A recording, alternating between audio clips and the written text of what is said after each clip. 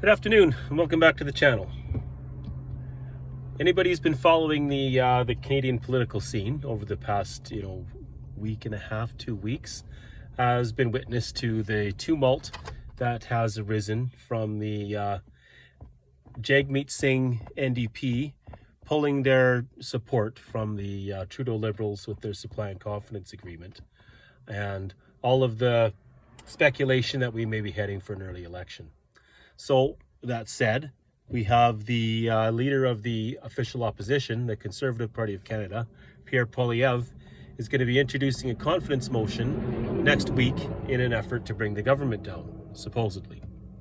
So what's going to happen when this confidence motion comes up? Well, it's going to be voted down.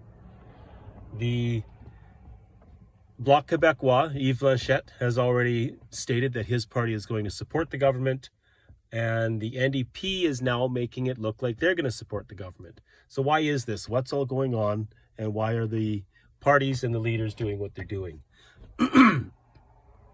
So the Bloc, while the supply and confidence agreement was in place with the NDP, made a point of voting with the Conservatives on all of the confidence motions to be seen being opposed to the Trudeau Liberals.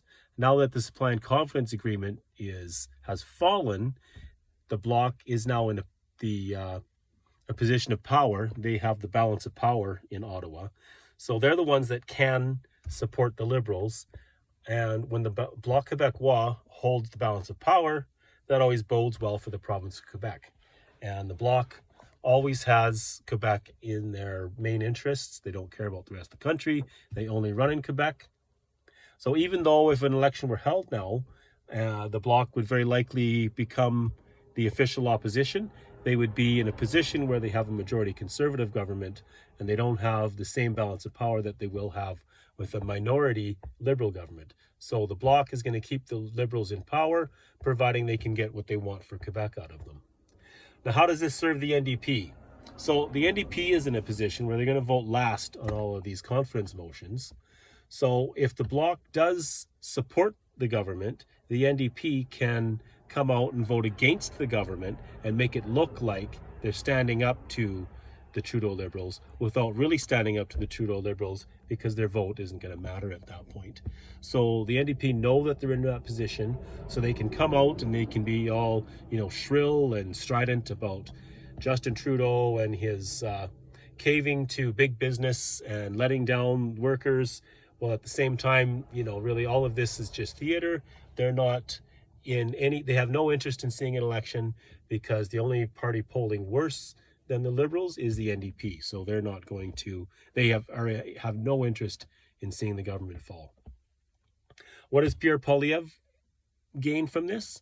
Well, he gains tying the Trudeau Liberals to the separatist Bloc Québécois. At the heart of Bloc Québécois policy is still the separation of Quebec from the country of Canada. So the Bloc still has that as a policy position, and they are tying the Liberals to the Bloc and making it seem like the Liberals are supporting the separatists in Ottawa, which is never a good look for any government. And it gives them the ability to show the NDP as not supporting workers, because they are continuing to support the Trudeau Liberals.